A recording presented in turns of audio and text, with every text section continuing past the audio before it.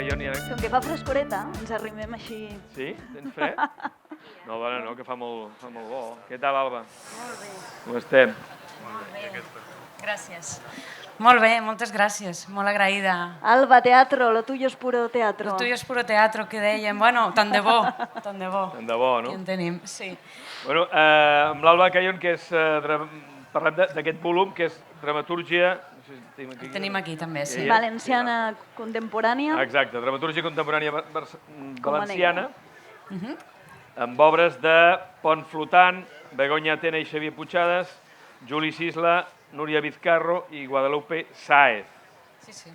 És una antologia, no? Entenem? Sí, és una antologia, forma part de la nostra col·lecció de teatre Dramaticles. De Coma Negra. De Coma Negra, correcte. Editorial Coma Negra fa temps, des del 2016, que publica aquesta col·lecció juntament en coedició amb l'Institut del Teatre. Tenim més de 80 obres publicades i deixeu-me dir que cada text teatral publicat és una victòria a l'efímer i cada text teatral català publicat és una doble victòria. I és més, cada text teatral que troba lector ha guanyat directament una guerra. No és que vulgui ser bel·licista, però crec que cal posar en valor què significa editar teatre, perquè més que res sembla una qüestió de responsabilitat cultural, en el sentit que és una manera de fixar un acte tan efímer com és el teatre, per essència.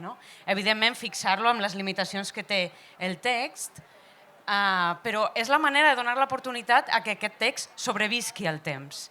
I és la nostra idea. Que algú altre el vulgui representar, no? Exactament, perquè algú el vulgui representar, què hagués passat si no s'haguessin publicat tantíssimes obres clàssiques de Shakespeare, de Beckett, etc., de tots els grans autors que ens venen al cap, però no només.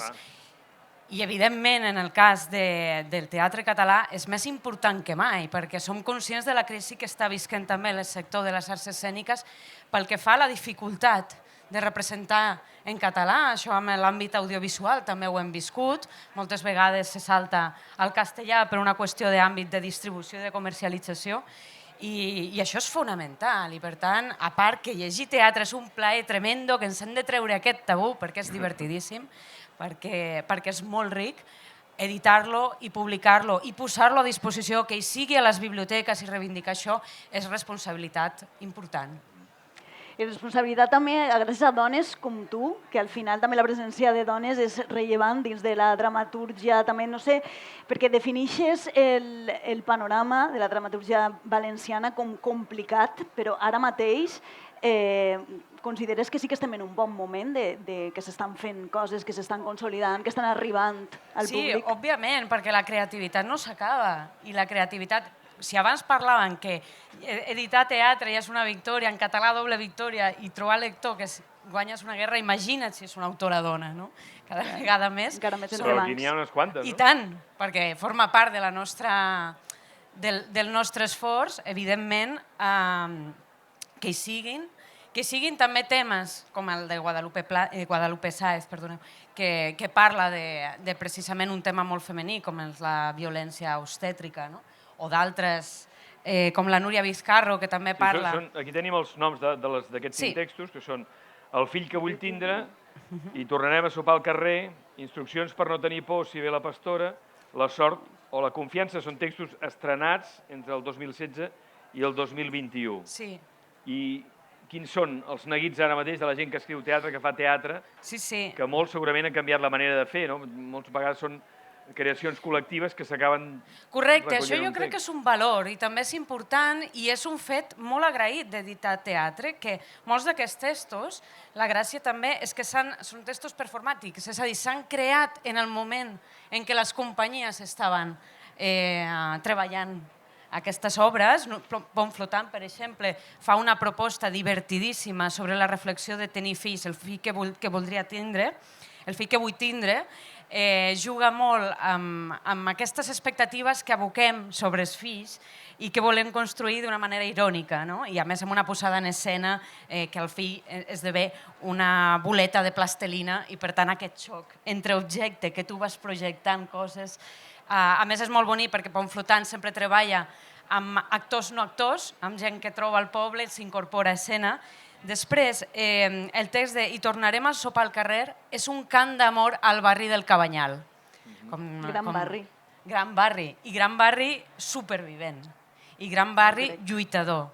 Per tant, si coneixeu un poquet el barri del Cabanyal, aquest text és realment de posar-te els pèls de punta, perquè és la lluita, la reivindicació de la bata de Boatiner pel Cabanyal. No? Després, el text d'instrucció per a no tenir por si ve la pastora és una meravella de text, és un diàleg preciós, un text que ve des de Castelló, de Núria Vizcarro.